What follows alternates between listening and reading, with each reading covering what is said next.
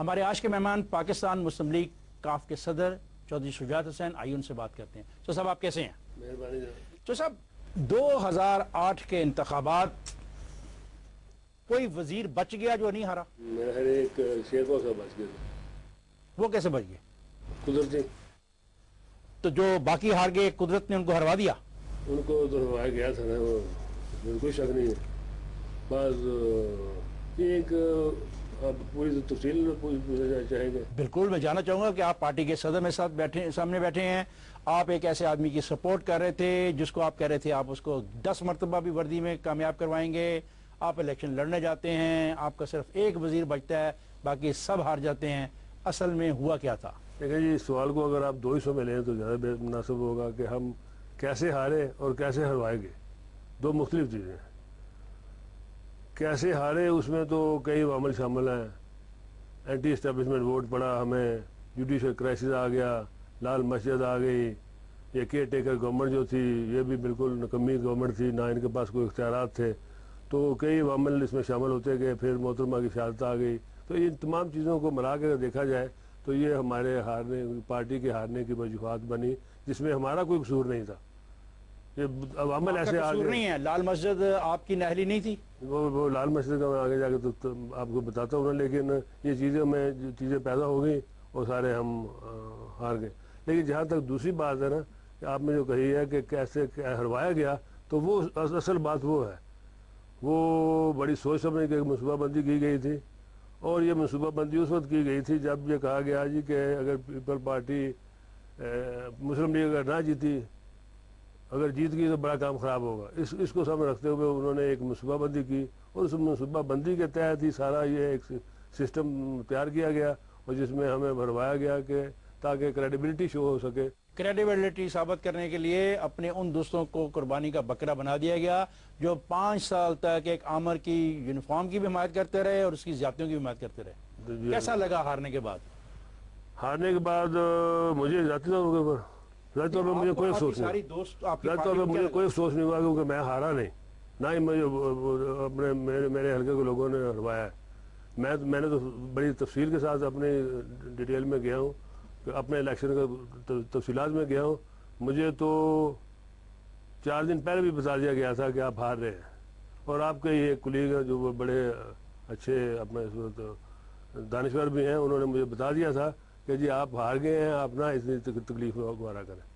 آپ نے ایک زمانے میں یہ بھی کہنا شروع کر دیا کہ آپ کو امریکہ نے ہروایا، کوئی ایسی بات، ایسا ثبوت ہے کہ امریکہ کو ہروانا پڑا آپ کو؟ نہیں، امریکہ کی بات نہیں ہے، بات امریکہ کی نہیں تھی، بات اس طرح ہوئی تھی کہ جب یہ ایک لسٹ بنی تھی شروع میں، اسپیکر سے شروع ہوئے اور سارے شامل ہوتے گئے، یہ میرے اپنے ذاتی نالج کی بات ہے۔ یہ آپ کی نالج میں اس کے بعد ہوا یہ کہ جو اس وقت وائس پریزیڈنٹ ہے اپنا امریکہ کے جوزف بائیڈن، وہ یہاں پر آئے، ہمارے گھر آئے اپنا لاہور میں، پرویز علیہ صاحب کو ملنے کے بعد انہوں نے ان کی تعریف کی، ان کی ایجوکیشن پالیسی کی تعریف کی، لیکن جاتے دفعہ یہ کہا گیا کہ آپ ہمیں دھاندلی کا ڈر ہے، لیکن انہوں نے کہا کہ یہ ہم آپ کو ثبوت دیتے ہیں کہ کوئی دھاندلی نہیں ہوگی، لیکن جاتی دفعہ ایک بیان دے کے جس بیان کے بعد میرا نام شامل کیا گیا تھا، انہوں نے کہا کہ اب یہ آ چکا ہے کہ پاکستان مسلم کیوں کہ پریزیڈنٹ کو بھی کیوں نہ ہروا دیا جائے۔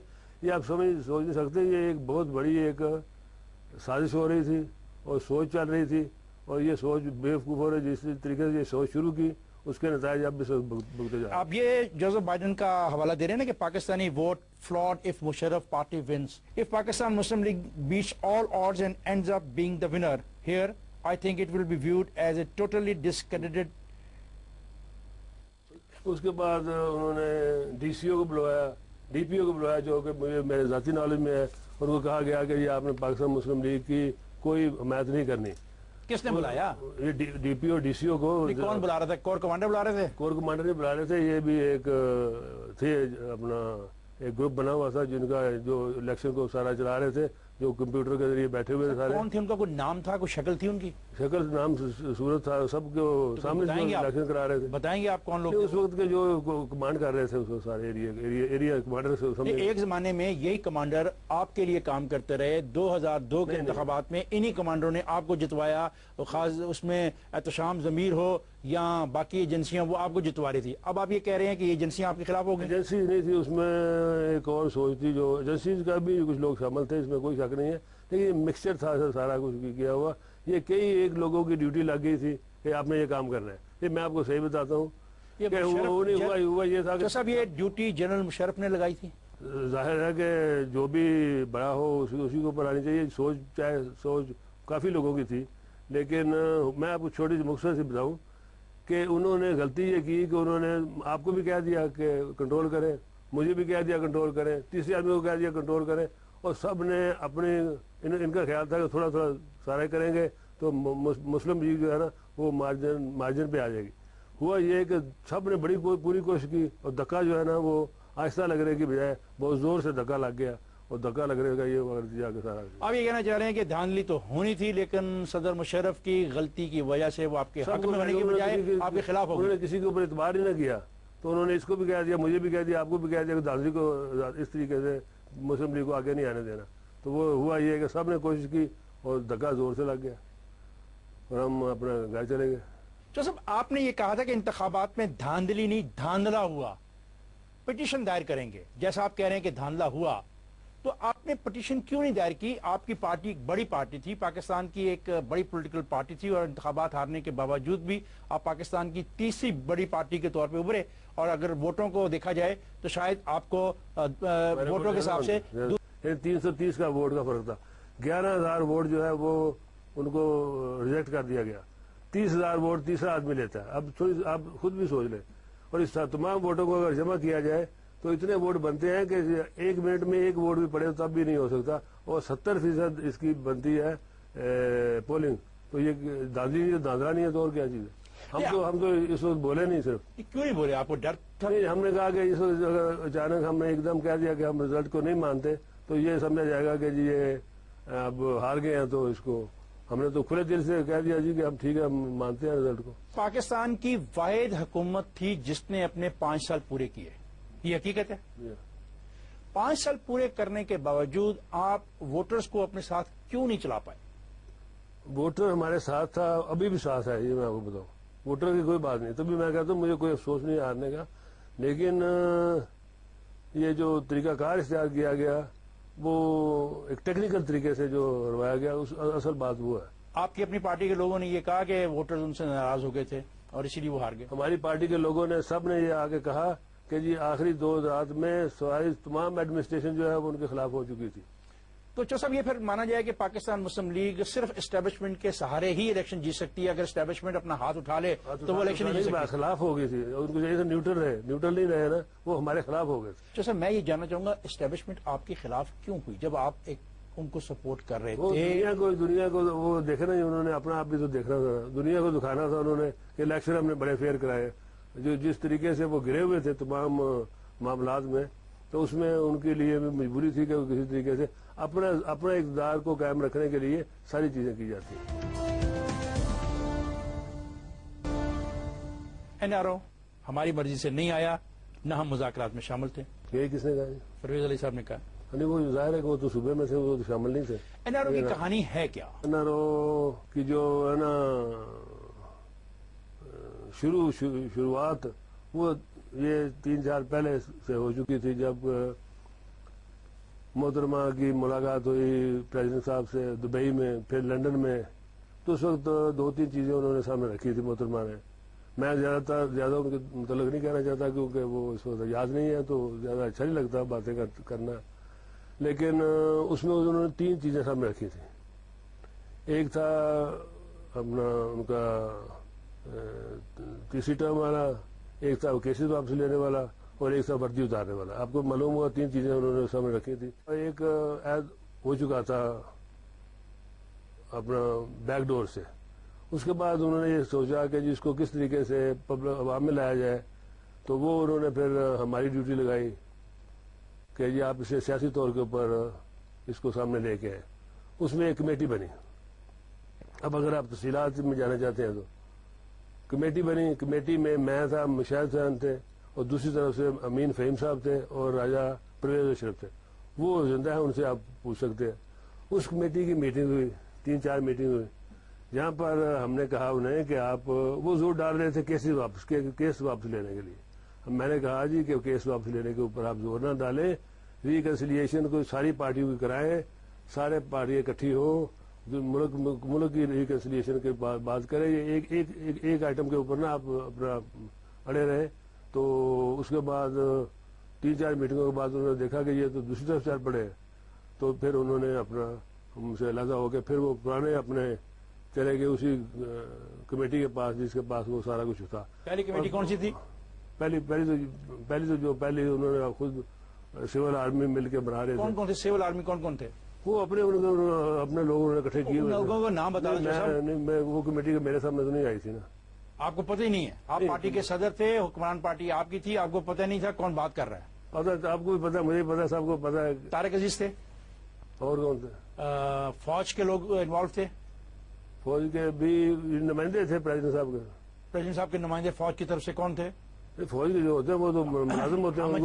حامد جاوید کا اپنا کوئی انٹرسٹ نہیں ہوتا. حامد جاوید کا کوئی رول تھا؟ ان کا کسی کا بھی اپنا انٹرسٹ نہیں ہوتا. جو فوج میں ہو اس کا اپنا انٹرسٹ, اس کو تو آرڈر دیے جاتے ہیں کہ یہ تم نے کرنا ہے. صدر پاکستان نے فوج میں سے کس کو آرڈر دیا تھا کہ جا کے ڈائلاگ کرو؟ جس کو بھی آرڈر کرتے نا اس نے جا کے ڈائلاگ کرنا. کس نے جا کے کیا؟ نہیں, جس کو بھی جس ملازم نے کیا نا اس کا ان کا کوئی نام نہیں ہوتا. ملازموں کا کوئی نام نہیں ہوتا. ان کا کوئی نام نہیں ہوتا. ان کی کوئی اپنی ذاتی حیثیت نہیں ہوتی. وہ ان کا یہی ہوتا ہے کہ جو ان کو آرڈر دیا جائے وہ جا کے کرتے ہیں. تو سب کیا حقیقت ہے کسی وقت آپ کو بھی کہا گیا این آر او کے ملاقاتوں سے پہلے کہ آپ بھی جائیں اور بے نظیر سے ملاقات کریں؟ کیا ایسا کبھی ہوا؟ جب اس ساری چیز کو سیاسی رنگ دینے کا کہا گیا تو اس وقت ایک دفعہ کہا گیا تھا جی کہ آپ جا کے ان سے دبئی میں ملے. پھر آپ کیوں نہیں ملے؟ وہ پھر سیبوٹاج ہو گیا. کس نے سیبوٹاج کیا؟ سیبوٹاج کرنے والے کا نام تو نہیں ہوتا. سیبوٹاج کرنے والا کون؟ ایجنسی تھی یا فرد تھا؟ نہیں, ایجنسی ہو سکتی ہے. کیا وجہ تھی سیبوٹاج کیوں گیا؟ کیوں نہیں چاہتے تھے لوگ کہ شجاعت اور محترمہ بے نظیر بھٹو کی ملاقات؟ اس میں بھی کئی عناصر شامل ہو گئے تھے. وہ نہیں چاہتے تھے کہ جی یہ ان کے ذریعے ہو کام. جو سر مجھے آپ کی باتیں سن کے ایسا محسوس ہوتا ہے کہ صرف سیاستدانوں کا ہی نام ہوتا ہے, باقی کسی کا کوئی نام نہیں ہوتا. اس لیے سب سے زیادہ برا سیاستدانوں کو ہی کہا جاتا ہے کیونکہ ان کا کوئی نام ہوتا ہے. یہ زیادتی نہیں؟ وہ اپنے نام کو انہوں نے خراب کر لیا ہوتا ہے. اس لیے آپ نے کہا پیپلز پارٹی سے کوئی ڈیل نہیں ہوگی. بے نظیر چاہتی ہیں کہ ان کے خلاف قائم مقام تمام مقدمات ختم کیے جائیں, جو ممکن نہیں. لیکن بعد میں این آر او ہوتا ہے, آپ کی کابینہ اس کو منظور کرتی ہے, کابینہ کی منظوری کے بعد اس کے اوپر جا کے عمل درآمد ہوتا ہے. تو جو آپ نے یہ کہا کہ پیپلز پارٹی سے کوئی ڈیل نہیں ہوگی, بے نظیر چاہتی ہیں کہ ان کے خلاف قائم مقام مقدمہ ختم کیے جائیں, جو ممکن نہیں, اس سے آپ پیچھے کیوں ہٹے؟ دیکھیں جی, پیچھے ہٹنے کا معاملہ نہیں ہے. معاملہ یہ تھا کہ جی یہ ہمیں تو نکال دیا گیا نا اسے نیگوسیشن سے, اور اس کے بعد یہ بات چیت چلتی رہی. اصل مسئلہ حکومت چھوڑ نہیں دینی چاہیے تھی اس وقت. نہیں, میں تو حکومت میں نہیں تھا نا. میں آپ مشرف کا ساتھ چھوڑ دیتے ہیں, پارٹی مشرف کا ساتھ چھوڑ دیتے ہیں. ایک ایشو کا مسئلہ تھا نا, اس میں یہ تو نہیں کہ حکومت کو چھوڑ دینا چاہیے تھا. لیکن اس میں اپنا میں آپ کو تھوڑی سی بتانا چاہوں گا کہ اوپر سے آگے پریزیڈنٹ صاحب کے الیکشن 5 تاریخ کو, ایک دن پہلے یہ این آر او آپ کو پتا آرڈیننس کی صورت میں آیا. پارلیمنٹ میں آج تک نہیں جا سکا. آج تک یہ آرڈیننس پارلیمنٹ میں نہیں گیا. اور یہ آرڈیننس اس وقت ایشو کیا گیا کہ ایک دن الیکشن صدر صاحب کے الیکشن سے پہلے, اور اس میں یہ ڈیل ہوئی کہ آپ پیپل پارٹی جو ہے وہ انتخابات میں حصہ نہیں لے گی اور ابسٹین کرے گی. کابینہ تو آپ کی تھی. کابینہ نہیں مانتی تھی نا پہلے. کابینہ میں کیا اختلاف ہوا این آر او پہ؟ بالکل ہوا اختلاف, نہیں مانتی تھی. پر پریزیڈنٹ صاحب کو کابینہ کے اجلاس میں خود جانا پڑا. مشرف کیوں مجبور ہوا؟ جب سیاسی پارٹی آپ ہیں, آپ ان کو سپورٹ کر رہے ہیں, صوبائی اسمبلیوں میں آپ بیٹھے ہیں, قومی اسمبلی میں آپ بیٹھے ہیں, سینٹ میں آپ کی اکثریت ہے, بظاہر آپ کے حالات اتنے برے نظر نہیں آتے کہ آپ جنوری فروری کے الیکشن ہار جائیں گے, تو پھر صدر صاحب کو اندر سے کچھ چیز کیا ڈرا رہی تھی, کیا خوف کیا تھا ان کے اندر؟ اس کی تفصیلات میں نہیں جانا چاہتا, لیکن بہرحال ان کو ایک اپنا تھا کہ میں الیکشن ان کا اپنا. الیکشن میں ووٹ تو آپ نے دیے, الیکشن میں صدارتی انتخاب میں ان کو سارے ووٹ آپ نے دیے. پاکستان پیپلز پارٹی نے تو ان کو ووٹ دیے ہی نہیں.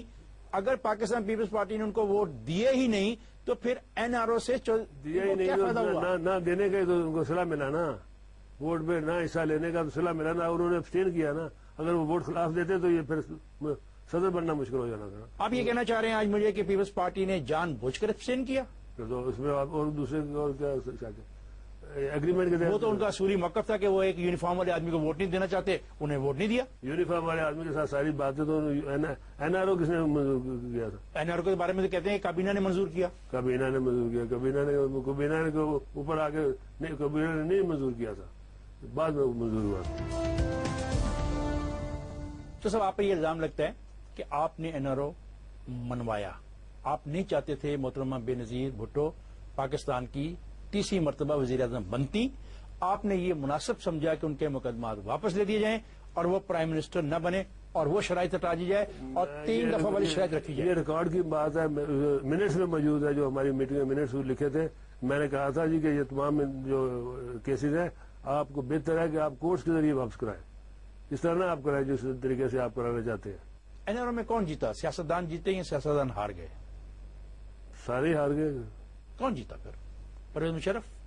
نہیں, پرویز مشرف بھی نہیں جیتا, کوئی بھی نہیں جیتا. اس میں تو یہ کہوں گا یہ اتنی بری مثال پڑی ہے کہ اس کے بعد اس کا کوئی متبادل شاید مشکل ہی نظر آئے گی. 2007 شروع ہوتا ہے اور آپ چلے جاتے ہیں ایک ایسے جھگڑے کے اندر جو پاکستان کے چیف جسٹس کے ساتھ آپ کا ہوتا ہے, اور وہ ہے آپ کی تباہی کا آغاز. کیا آپ اس کو مانتے ہیں؟ بالکل بالکل, اس میں کوئی شک نہیں ہے.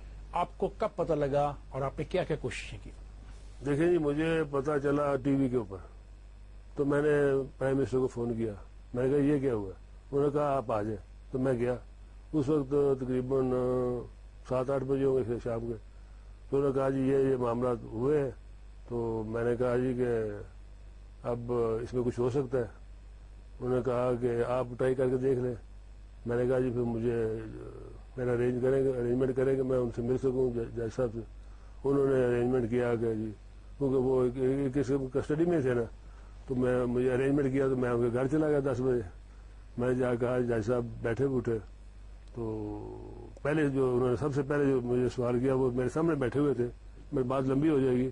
تو انہوں نے کہا کہ چوہدری صاحب آپ نے مجھے یہ بتائیں کہ آپ نے مجھ سے ایسا کیوں کیا؟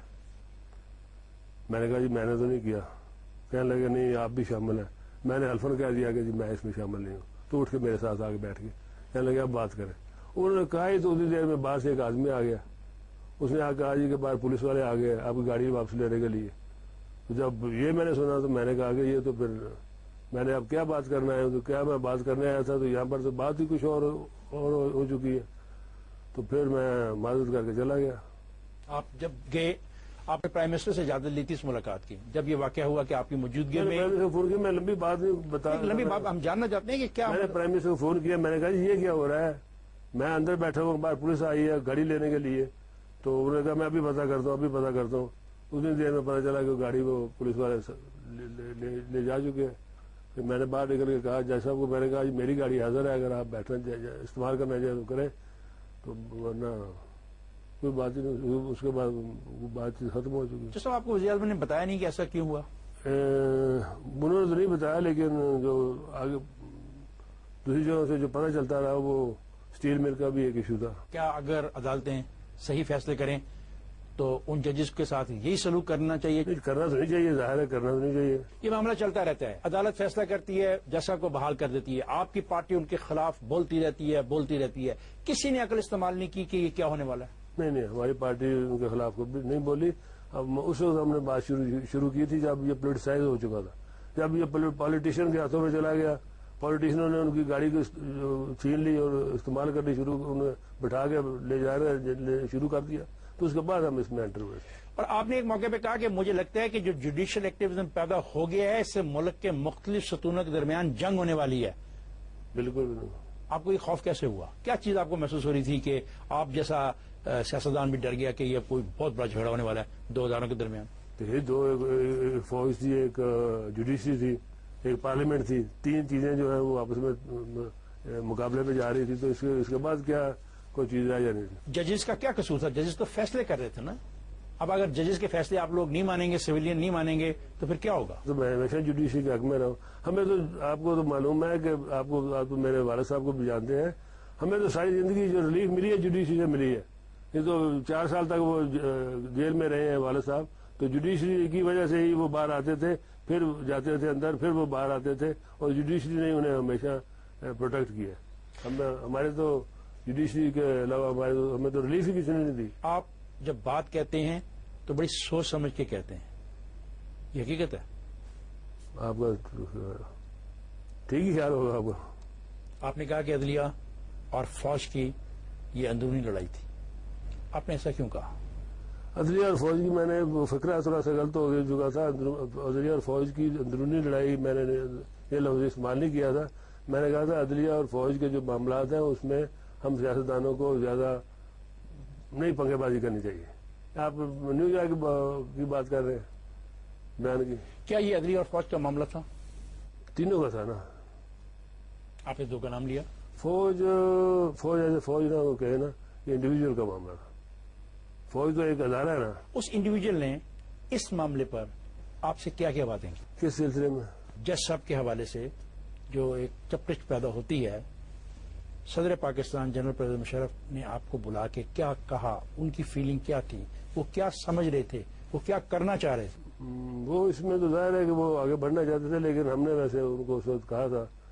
اور ایک دفعہ تو وہ خاص طور کے اوپر میں اور مشاہد صاحب گئے تھے دونوں, تو انہوں نے کہا تھا جی کہ آپ جوڈیشری کے معاملے میں اور لال مسجد کے معاملے میں آپ آن بورڈ نہیں ہیں, تو آپ کو ساری بات کا پتہ نہیں ہے, تو آپ اس میں آپ بہت بڑھ چڑھ کر زیادہ آپ آگے بڑھ رہے ہیں, تو یہ شاید ٹھیک نہیں ہوگا. اس طرح کی بات تو ہوئی تھی. آپ رولنگ پارٹی کے سربراہ تھے, آپ آن بورڈ نہیں تھے. ان کے خیال میں انہوں نے یہی کہا تھا. مجھے اگر آپ آن بورڈ نہیں تھے اور آپ نہیں, انہوں نے کہا تھا. صدر صاحب یہ کہہ رہے تھے کہ چودھری شجاعت اور چودھری شجاعت کے ساتھی اور یہ پارٹی میرا دفاع کرنے میں ناکام رہی. دفاع کرنے میں نہیں ناکام, ان کو جو الفاظ تھے نا وہ یہ تھے کہ آپ ان دو معاملات میں آن بورڈ نہیں تھے. سر آپ کی سوچ آن بورڈ لانا کس کی ذمہ داری تھی؟ چودھری شجاعت کی ذمہ داری تھی کہ خود جا کے آن بورڈ ہو جاتا, یا صدر کی ذمہ داری تھی کہ وہ چودھری شجاعت کو آن بورڈ رکھتا؟ نہیں, پہلے اس میں بتایا نا کس کی ذمہ داری تھی کہ کس کو آن بورڈ رکھتا؟ دونوں کی ذمہ داری دونوں کی ہوتی ہے نا. وہ ان کی ایک اپنی سوچ تھی, میری ایک اپنی سوچ تھی. آپ کی سوچ کیا تھی جج کے بارے میں؟ جج کے بارے میں شروع میں نے کہا تھا یہ اس کو جلد از جلد نپٹا دیا جائے, ان کے ساتھ صلح کر لی جائے. کیسے نپٹا؟ آپ کی تجویز کیا تھی؟ آپ کی تجویز کیا تھی؟ یہ تھی کہ جب ان کے حق میں ہو گیا تھا نا فیصلہ, میں نے کہا تھا جی کہ آپ اٹھیے, چل کے جا کے ان کے گھر جائیں. گھر جا کے تو ان کو میں نے کہا تھا جی کہ ان کو کہیں کہ آئے, بس آپ جیت گئے, میں ہار گیا ہوں, تو چلو چل کے چائے پیے. یہ ریکارڈ کی بات ہے کہ میں نے انہیں کہا تھا کہ جی آپ اٹھ کے چلے وہاں جا کے ان کے گھر جائے اور ساری بات ختم ہو جائے گی. روٹی کھاؤ تو مٹی پاؤ. روٹی کھاؤ تو مٹی پاؤ. یہ سیاست ہونی چاہیے. نہیں, بات ختم ہو جانی تھی نا. دیکھیں وہ جیت گئے تو آدمی تسلیم کر لیتے کہ وہ جیت گئے. تو صاحب آپ کی جماعت کیا فرق پڑتا ہے؟ تو صاحب آپ کی جماعت میں کوئی ایسے شکرے تھے جنہوں نے صدر کو ان کے گھر جا کے روٹی نہیں کھانے دی؟ کسی نے تو ان کو روکا تھا. کون تھے؟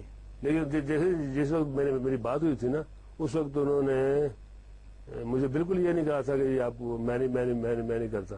وہ چپ کر کے تھے. میرا خیال تھا کہ جی یہ اس کے اوپر تھوڑا سوچیں گے, لیکن بعد میں کسی نے کہا ہوگا جی آپ کیوں جاتے ہیں جی کسی کے گھر. کس نے کہا ہوگا؟ ایسے لوگ کون ہوں گے؟ قریب ان کے ہوں گے. مجھے یہ تو نہیں معلوم کہ ان کے قریب ترین کون سے لوگ تھے جو اس طرح کے مشورے دیتے تھے. آپ کو یہ علم نہیں کہ صدر پرویز مشرف کے پاس قریب ترین لوگ کون تھے؟ میں اس طرح کے مشورے دیتے تھے, جو اس طرح میں یہ بات مان لوں کہ آپ کے علم میں نہیں ہے. جو اس طرح کے مشورے دیتے. ام احسان نے کہا کہ شجاعت نے ہمیں اسلامی نظام کے نفاذ کا جھانسا دیا, بعد میں معصوم طلبہ پر مارٹر گولے فاسفورس بموں کی بارش کر دی جس سے لاشیں مسخ ہو گئی. نہیں, بالکل انہوں نے یہ ایسا نہیں کہا تھا. ان کو آج بھی میرے ساتھ میری قدر کرتی ہے اور ایسی کوئی بات نہیں ہے. لیکن بہادر بعد میں جو کیا میں نے یہ نہیں برسائی تھی ان کے اوپر. ان کو پتہ ہے جو کچھ میں نے کیا ان کی خاطر. جیسا کوئی ایسی چیز ہے جو خفیہ ہے تو آج بتاتے کیوں نہیں ہے؟ کوئی چیز ہے, آپ سے میں بات کرتا ہوں آپ دکھی لگتے ہیں, اعجاز سے میں بات کرتا ہوں اعجاز دکھی لگتا ہے, آپ کی کسی پارٹی اور لیڈر سے بات کرتا ہوں وہ دکھی لگتا ہے. اگر آپ سارے ہی دکھی تھے اور آپ اگر سارے ہی اندر سے بدزن ہو چکے تھے تو کیوں نہیں آپ نے اٹھ کے کہا پریزیڈنٹ کو کہ بس کرو, یہ ظلم روک دو ورنہ ہم جاتے ہیں؟ دیکھیں جی, پہلی بات تو آپ پہلی فیز کا تو پتہ رہا کہ جیسے مساجد گرائی گئی اور لائبریری کا مسئلہ آیا تو وہ سارا چلتا رہا, تو سارے معاملات میں نے ٹھیک کر دیے. اس کے بعد جب آخری دنوں میں زیادہ چیز بڑھی, مساجد کو تعمیر کرنے میں سے انکار کیا گیا, اس میں ایڈمنسٹریشن کا بھی قصور ہے اور پھر اس کو سب سے بڑا قصور جو ہے نا وہ اس وقت کے حکومت کا بھی ہے، شوکت عزیز صاحب کا بھی ہے، اور اس میں تو یہ کہوں گا جی اور ان کے چند ایک دوستوں کا ہے جنہوں نے اس کو ڈیلے کرنے کا ایک منصوبہ بنایا کہ اس کو ڈیلے کی جائے تاکہ جوڈیشل کرائسس سے لوگوں کا دھیان ہٹے۔ یہ سب سے بڑی بددیانتی تو یہ اس موقع کے اوپر ہوئی جس وقت یہ فیصلہ کیا گیا کہ اس لال ورسز والے کیس کو آگے ڈیلے کیا جائے تاکہ لوگوں کی جو ہے دھیان وہ جوڈیشل کرائسس سے ہٹ جائے، جس میں نے کہا کہ یہ نہ کرے، یہ اس سے بھی بڑا خطرناک ثابت ہوگا، آپ اس طرح نہ کریں۔ پھر جب آخر میں مجھے دوبارہ ڈالا گیا تو میں نے فیصلہ کرا لیا، ہم نے ایک جگہ پہ بیٹھ کے مائکرو فون کے ذریعے بات چیت ہوتی رہی، یہ آخری 2 دن کی بات ہے، تو وہاں پر یہ طے ہوا کہ وہ سرنڈر کرتے ہیں مولانا غازی صاحب۔ یہ بالکل ریکارڈ کی بات ہے، اس میں کوئی انکار نہیں کر سکتا، ان کی بچے یاد ہے، وہ پوچھ سکتے ہیں آپ ان سے۔ انہوں نے یہ فیصلہ کیا کہ وہ ان کو فری پیسے دے دیا جائے اور وہ تمام طلباء اور جو وہاں پر خواتین ہیں وہ سرنڈر کر دے گی۔ میں بڑا خوش ہوا، میں نے کہا چلو اس سے بڑا اور کیا چیز ہو سکتی ہے۔ میں نے یہاں تھا کہ میں نے اپنے آدمی کو کہا جی کہ وہ اندر کو بند ہوئے تھے بچے بچے، تو میں نے کہا کھانے شانے کا انتظام کرو، میں ابھی صدر صاحب کے یہاں سے ہو کے آتا ہوں تو آگے پھر یہ سارے معاملات کو ٹھیک کرتے۔ یہ آخری دن کی بات ہے جو آپ کو میں بتانا چاہتا ہوں، جو میں نے پہلے نہیں کی تھی۔ جب میں وہاں پر گیا، پہلے میں پرائم منسٹر کے پاس گیا، پرائم منسٹر صاحب اس وقت باہر جا رہے تھے، تقریباً 2:30-3 بج چکے رات کے۔ وہ کہنے لگے میں تو جا رہا ہوں بھائی کلفی کھانے کے لیے۔ تو میں نے کہا جی کہ یہ مسئلہ پیدا ہوا ہوگا، چلے پریزیڈنٹ کے پاس، تو یہ بالکل بڑی اچھی بات ہو گئی ہے، میں تو بڑا خوش ہوں کہ معاملات طے ہو چکے ہیں، تو اب چلتے ہیں۔ تو انہوں نے میرے ساتھ چلے گئے، تو آگے جا کے وہ جاگ رہے سارے، تو جا کے بات چیت شروع کی، تو انہوں نے کہا جی کہ یہ تو بڑا غلط ہو جائے گا کہ اس کو فری پیسے دے دیا جائے، تو وہ تو اس کو کہیں کہ وہ عدالت کے ذریعے آئے اور پھر مان جائے گا۔ مشرف نے کہا ہاں وہاں پر انہوں نے یہ کہا، تو میں نے کہا جی ایسا نہ کریں، اب دیکھیں جب ایک چیز طے ہو چکی ہے تو آپ اس میں مانجے، اب اپنے انا کا مسئلہ نہ بنائیں۔ باقی بھی ان کے کولیگ بیٹھے ہوئے تھے، تو انہوں نے کہا جی کہ نہیں یہ تو بڑا مشکل ہے، یہ تو آپ کو نہیں چاہیے تھا کرنا۔ تو پھر میں نے کہا جی کہ یہ تو پھر اس کے بعد تو کچھ نہیں ہو سکتا۔ تو انہوں نے کہا جی کہ اب آپ کو کہیں کہ جی وہ سرنڈر کریں انکنڈیشنل۔ میں نے کہا جی یہ تو میرے لیے مشکل ہوگا۔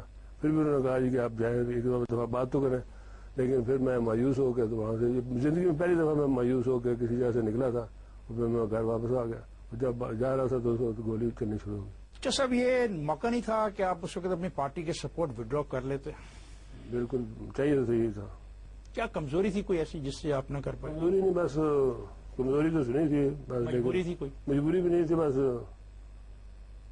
اگر میرے پاس ہوتا تو وہ میں چھوڑ سکتا تھا، لیکن یہ پارٹی کے کرنا چاہیے تھا، اس میں کوئی شک نہیں ہے۔ جیسا آپ کا یقین ہے کہ اندر تقریب کار دہشت گرد نہیں تھے؟ تقریب کار تھے، ان کی میں تقریب کاروں کی میں بات ہی نہیں، میں تو ان کو ڈیفینڈ ہی نہیں کرنا چاہتا نا، لیکن وہاں پر جو معصوم بچے تھے عورتیں تھے ان کا تو کوئی قصور نہیں تھا۔ اصل میں تو صرف ان کے لیے لڑ رہا تھا۔ کون کون لوگ بیٹھے تھے صدر کے ساتھ؟ اس وقت ایک صدر صاحب تھے، ایک جنرل حامد تھے، اور کون لوگ بیٹھے تھے وہاں پہ؟ باقی بھی ان کے اپنے انٹیلیجنس کے لوگوں سے بیٹھے ہوئے۔ شوکت صاحب کوئی نہیں بولے وہاں پہ جا کے؟ نہیں بالکل نہیں بولا، وہ پاکستان کے پرائم منسٹر نہیں تھے؟ لیکن وہاں پر نہیں بولے، پھر میں کچھ کہہ سکتا جب۔ ان کی کیا رائے تھی لال مسجد کے بارے میں؟ ان کی کوئی بھی رائے نہیں تھی ویسے۔ سر پرائم منسٹر تھے، آپ کہہ رہے ہیں ان کی کوئی رائے نہیں تھی؟ میں نے تو کوئی نہیں، جب بھی میں پوچھا وہ کہتے ہیں کہ ٹھیک ہے ٹھیک ہے ٹھیک ہے ٹھیک، کوئی باقی کوئی رائے نہیں۔ آپ کو ویسے افسوس نہیں ہوگا کہ ہمایوں کی بجائے آپ نے ان کو پرائم منسٹر بنوا دیا؟ اگر ہمایوں کو پرائم منسٹر بنوایا ہوتا تو ممکن ہے ہمایوں اس وقت آپ کی ہمراہ ہوتا؟ نہیں وہ بنانے کی بات تو نہیں ہے، لیکن یہ تو اللہ تعالیٰ کی دین تھی، ان کے ہاتھ میں آنی تھی آگے۔ لیکن اگر آپ ہمایوں کی مخالفت اگر آج میں پوچھوں کیوں کی، تو آپ محسوس نہیں کرتے کہ ایک سیاسی آدمی کا پرائم منسٹر بننا زیادہ بہتر ہوتا ایک ایسے آدمی کا جو سیاست کے قریب بھی نہیں گیا اور اس کو پتہ نہیں کہ ملک کے مسائل کیا ہیں؟ سیاست کی بات نہیں تھی اس وقت، جو فیصلہ ہوا تھا نا وہ بھی بڑی لمبی سٹوری ہے، وہ میں آپ کو کسی وقت بتاؤں گا۔ تھوڑی سی مجھے آج بتا دیں۔ وہ یہ فیصلہ ہوا تھا کہ وہ صرف اکانومی کو دیکھیں گے، سیاست کو پارٹی دیکھے گی، یہ فیصلہ ہوا تھا۔ وہ اکانومی کو دیکھیں گے، سیاست کو پارٹی دیکھیں گے؟ یہ پریزیڈنٹ صاحب کا خیال تھا کہ میں 2 طریقے سے کروں، سیاست ایک پاس رکھوں اور اکانومی کو ایک طرف رکھوں، یہ ان کا جو پلان تھا وہ یہی تھا۔ اچھا صاحب، کیا ملک میں 2 پرائم منسٹر ہوتے؟ 2 پرائم منسٹر ہوتے، لیکن 2 پرائم منسٹر کا ہی ایک قسم کا تصور ان کے ذہن میں تھا کہ سیاست کو اکانومی سے علیحدہ کر دیا جائے، سیاست آپ دیکھیں، پارٹی کو آپ دیکھیں، منصوبہ بندی آپ کریں، لوگوں کے مسائل آپ دیکھیں، اور یہ صرف اکانومی کی طرف دیکھیں، ان کا یہ سیاست میں عمل دخل نہ ہو. سوچ تھی ان کی اپنی. اکبر بگٹی کا واقعہ ہے، اس میں بھی مجھے آپ افسوس کا اظہار کریں گے. حالانکہ اکبر بگٹی وہ آدمی ہیں جنہوں نے آپ کے والد کو بچانے کے لیے کردار ادا کیا تھا. بالکل. اس میں بھی افسوس کا اظہار کریں گے، بس کچھ نہیں کر سکے. اس کے اوپر میں نے بہت زیادہ احتجاج کیا. سر میں جاننا چاہتا ہوں، سب سے پہلے ایک آدمی تھے جو میں جن کو جانتا ہوں کہ وہ ہمیشہ پاکستان کے حق میں رہے ہیں، فیڈریشن کے حق میں رہے ہیں. ان کا جو سوچ تھی، ان کی جو ساری تھی، وہ ساری ڈیرہ بگٹی تک محدود تھی. ان کو انہوں نے ضائع کر کے اور اس کے بعد ان کو سارے بلوچستان کا لیڈر بنا دیا. صاحب آپ کو مذاکرات کا ماہر سمجھا جاتا ہے کہ آپ دھیمے مزاج کے آدمی ہیں. یہ دو مذاکرات جو 2007-8 کے درمیان آپ کو کرنے پڑے، دونوں میں آپ ناکام ہوتے ہیں. دونوں میں تو اس میں بھی ناکام.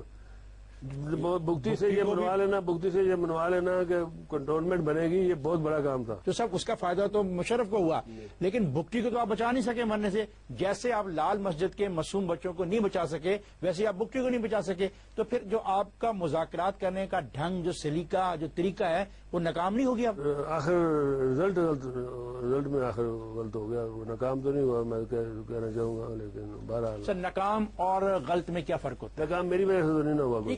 میرا دل صاف ہے، میری نیت صاف ہے. میں سمجھتا ہوں کہ جو کچھ بھی ہوا، میں اس کا ذمہ دار نہیں ہوں، نہ ہی میں اس کا حصہ دار ہوں. شوکت عزیز نے آپ کو کہا کہ کاف لیگ مفاد پرستوں کا ٹولہ ہے، اور آپ نے غصے میں آ کر اس کو ٹکٹ نہیں دیا. تو پارٹی میں مفاد پرستوں یہ تو بعد میں انہوں نے کہا تھا. میرا بعد میں کہا تھا نا. وہ کہتے رہے، بیچ میں چپ چپ کر کے کہتے رہے. پھر جب آپ نے پارٹی نے ٹکٹ نہیں دیا، انہوں نے کہا یہ مفاد پرستوں کا ٹولہ ہے. نہیں چاہیے تھا نا انہیں اس طرح کا بیان دینا. نہیں تو آپ نے ان کو ٹکٹ کیوں نہیں دیا؟ نہیں، ایک آدمی پاکستان کا وزیر اعظم ہے، آپ اس کو ٹکٹ سے. اور ایک دفعہ دیکھیں جو سب بڑی جی بات ہے، ایک آدمی جب وہ آپ کی دوستی میں آتا ہے تو آپ اپنی سیٹیں خالی کرا کے اس کو الگ کروا دیتے ہیں، اور جب آپ کے وہ دل سے اتر جاتا ہے تو وہ پرائم منسٹر بھی ہوتا ہے تو آپ اس کو ٹکٹ نہیں دیتے. تو یہ سیاست کیا ہے پاکستان کی؟ یہ حالات کے مطابق سے کام چلتے رہتے ہیں نا. ایسے کیا حالات ہوئے تھے کہ آپ نے شوکت عزیز کو کہا کہ ہم ٹکٹ نہیں دیتے؟ وہ خود بھی اب دل چھوڑ گئے تھے. بس دل چھوڑ گئے تھے، دوبارہ پرائم منسٹر نہیں بننا چاہتے تھے. دل الیکشن لڑنا نہیں چاہتے تھے. وہ وجہ ان کو بھی اندر کی کہانیاں پتا تھا. ان کو پتا تھا کہ اندر کھاتے یہ طے ہو گیا کہ اسمبلی کو ہروانا ہے. ہم محسوس کرتے ہیں چوہے صاحب کہ ہمایوں کے معاملے پر آپ کے اور اسٹیبلشمنٹ کے درمیان اختلاف پیدا ہوا. اسٹیبلشمنٹ چاہتی تھی کہ ہمایوں پرائم منسٹر بنے، آپ نے اسٹیبلشمنٹ کی مخالفت کی. یہ حیرانگی کی بات ہے کہ چودھری فیملی اسٹیبلشمنٹ کے خلاف گئی. ایسا کیوں ہوا؟ تو پھر آپ دیکھ لیں. پھر نہیں کیوں ہوا؟ کیا وجہ ہوئی؟ وجہ کوئی ایسی بات نہیں ہے، لیکن بہرحال اس وقت حالات ہی ایسے تھے. تو ہم نے کہا جو چیز غلط ہے، جو چیز غلط ہو اس کو غلط کہے. کسی کو مانی جاتی ہے، کسی کو نہیں مانی جاتی. تو سر قومی اسمبلی سینیٹ اور صوبائی اسمبلی میں پچھلے دنوں آپ کی قیادت کو چیلنج کر دیا گیا. پرویز مشرف نے آپ کو بلا کے کہا چودھری صاحب صدارت چھوڑ دیں. کیا یہ حقیقت ہے؟ جی ہاں. کیا کہا پرویز مشرف نے؟ انہوں نے کہا کہ ہم چاہتے ہیں کہ پیپل پارٹی کو کمفرٹ دیں، اور اس سلسلے میں ان کا یہ مطالبہ ہے.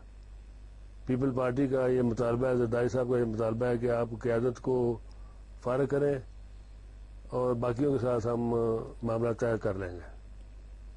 یہ اس میں کوئی شک نہیں ہے، یہ حقیقت ہے جو اس وقت ہوئی تھی. اور آپ کو یہ بھی کہا گیا کہ بہت سے لیڈر آپ کے خلاف ہیں. میں نے کہا، انہوں نے کہا یہ میجورٹی آپ کے خلاف ہے. آپ کا کیا جواب تھا؟ ہم نے کہا تھا جی ان کی میٹنگ بلوا لیں. پھر کیا ہوا؟ پھر میٹنگ بلوائی گئی جس میں فاروق لغاری صاحب تھے، فیصل صالح یار صاحب تھے، قصوری صاحب تھے، چٹھا صاحب تھے. سارے لوگ وہاں پر آئے. اور جب پریزیڈنٹ صاحب نے یہ بات کی تو فیصل صالح یاد پہلے بولے. اس کے بعد فاروق لغاری صاحب جب بولے تو انہوں نے بالکل کہہ دیا کہ جی یہ بالکل آپ تباہی کی طرف جا رہے ہیں. جو بات آپ کر رہے ہیں اس کے بعد تو پارٹی کو بالکل آپ شرارت بکھار کے رکھ دیں گے. تو ان کے کہنے کے بعد پھر ساری چیز جو ہے ٹھنڈی پڑ گئی. انہوں نے کہا چلو پھر ٹھیک ہے. کوئی ایسا لیڈر تھا جس نے آپ کی مخالفت کی؟ سامنے تو نہیں کی، لیکن بعد میں تو پہلے تو کرتی رہے ہوں. تو صاحب یہ محسوس نہیں کرتے جو مشورہ آپ کو دیا پرویز مشرف نے کہ پیپلز پارٹی کو کمفرٹ دینے کے لیے آپ کو صدارت سے پیچھے ہٹ جانا چاہیے، آپ نے بھی پیپلز پارٹی سے راہ و رسم بڑھانے کی کوشش کی اور ہم یہ محسوس کرتے ہیں کہ آپ کی ملاقاتیں ہوتی ہیں گورنر پنجاب سے. ہمارے علم میں ہے کہ آپ آصف زرداری سے بھی رابطے میں ہیں اور اس رابطے میں ہونے کا فائدہ آپ کو یہ ہوا کہ پنجاب بینک کا معاملہ جو آپ کی طرف بڑھ رہا تھا اس کو روک دیا گیا. اس کا آپ لے آئے ان کو. پنجاب بینک کی تو تباہی جو ہے شہباز شریف نے اپنے ہاتھوں سے کی ہے. اگر اس کی ڈیٹیل میں جایا جائے تو یہ اس وقت میں یہ کہنا چاہوں گا, یہاں پر یہ آپ کو برملا کہنا چاہوں گا, پیپل پارٹی نے سبق حاصل کر لیا ہے. پیپلز پارٹی نے وکٹمائزیشن والا جو طریقہ کار تھا اس سے سبق حاصل کر لیا ہے. ماسوائے سندھ کے جہاں پر ان کے ذاتی مسائل ہیں, ذاتی وجوہات ہیں, وہاں کے علاوہ وہ پیپل پارٹی اب وکٹمائزیشن پہ بلیو نہیں کرتی. یہ بالکل میں برملا کہنا چاہوں گا.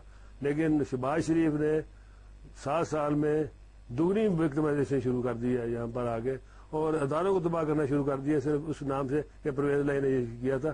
تختیاں پرویز لائی کے ہٹا کے اپنی تختیاں لگوانے کر رہے ہیں. کس چیز کے اوپر یہ کر رہے ہیں؟ سارا دھیان جو ہے ان کا سوائے وکٹمائزیشن کے. اور پیپلز پارٹی سے آپ نے رابطہ کیا تھا؟ پیپل پارٹی نے ہم سے رابطہ کیا تھا.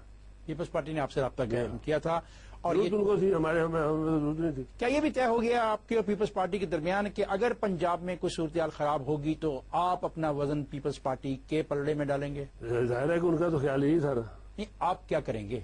ہم اس وقت ان کو یہ کہا تھا کہ ہم اس وقت سوچیں گے, اس وقت دیکھیں گے کہ ہم نے کرنا. لیکن ہم نے یہ ضرور کہا تھا کہ ہم نہیں چاہتے کہ یہ سسٹم جو ہے نا یہ خراب ہو اور صحیح طریقے سے چلنا چاہیے. لیکن اس میں پھر یہ فارورڈ بلاکوں والا کام شروع کر دیا. یہ ہم نے اعتراض کیا تھا ان کے اوپر. وہ اب بھی خلاف ہے, گورنر تو اب بھی خلاف ہے اس چیز. کیا آپ کے اور زرداری صاحب کے درمیان ابھی بھی رابطے موجود ہیں؟ رابطے تو ظاہر ہے کہ رابطے تو صاحب آپ بوڑھے ہو گئے ہیں اور آپ کی صحت درست نہیں رہتی اور آپ تیسری مرتبہ پارٹی کے صدر بھی نہیں بن سکتے, تو میں آپ سے پوچھ سکتا ہوں کہ آپ کا پارٹی کا اگلا صدر کون ہوگا؟ نہیں, کیا پارٹی کے صدر کو پلوان ہونا ضروری ہے؟ پارٹی کا صدر جس کو پارٹی منتخب کرے گی, ہم سامنے بکسے رکھیں گے اور جو ووٹ ڈلوائیں گے اور جس کی مرضی ہے جو الیکشن لڑے. میں یہ سوال کرنا چاہتا ہوں صاحب, پرویز مشرف کا ساتھ دینا آپ کی مجبوری تھی, مسلط تھی یا ایک مفاہمت تھی؟ مفاہمت کہہ سکتے ہیں آپ کو مشرف کے ساتھ جا کے دکھ ہی دکھ ملے. پرائم منسٹر بنایا گیا تھوڑے عرصے کے لیے, لال مسجد میں ایکشن کیا گیا آپ کی مرضی کے مخالف, بکری والا مسئلہ آپ کی مرضی کے مخالف, NRO آ گیا آپ کی مرضی کے خلاف, الیکشن میں آپ کو ہرا دیا گیا. آپ کو یہ 5 دکھ ملے مشرف کے دور میں, کیا یہ حقیقت ہے؟ حقیقت تو ہے. آپ اس کو کیا بولیں گے؟ بدعدی درگزر کروں گا. مشرف سیاست میں آئیں گے؟ ابھی تو نہیں آنا چاہیے انہیں. وہ آئیں گے, میں یہ پوچھ رہا ہوں, آنا نہیں چاہیے. میں نے تو کہا تھا کہ ابھی نہ ہے. وہ آنا چاہتے ہیں؟ دل تو کرتا ہے ان کا. تو آپ کو کیا اطلاع ہے؟ مجھے اطلاع ہے کہ دل ان کا کرتا ہے, لیکن میں نے بھی انہیں یہ کہا تھا جی کہ آپ ابھی اس میں نہ پڑے. آپ نے ہمیشہ اسٹیبلشمنٹ کا ساتھ دیا, اسٹیبلشمنٹ کے ساتھ آپ نے مل کے اقتدار کو انجوائے کیا. ہمیشہ نہیں دیا, ہمیشہ تو نہیں دیا, ہماری خاندان نے بھی ہمیشہ نہیں دیا. اسٹیبلشمنٹ کا مسافر دیتے ہوتے تو میرے والے 4 سال تک جیل میں نہ رہتے. آپ نے خود کہا کہ ہم اسٹیبلشمنٹ کے بہت قریب ہیں. ہم اسٹیبلشمنٹ کے قریب کبھی, اسٹیبلشمنٹ ہمارے قریب کبھی ہوتی ہے کبھی نہیں ہوتی. ہم اسٹیبلشمنٹ کے کبھی اعلی کار نہیں بنے. تو صاحب آپ نے کہا کہ آپ کوئی جنرل اقتدار پر قبضہ نہیں کرے گا اور نہ ہی ہم کسی جنرل کی حمایت کریں گے, کیا ایسا ہی ہوگا؟ تو اس میں بری بات کیا ہے؟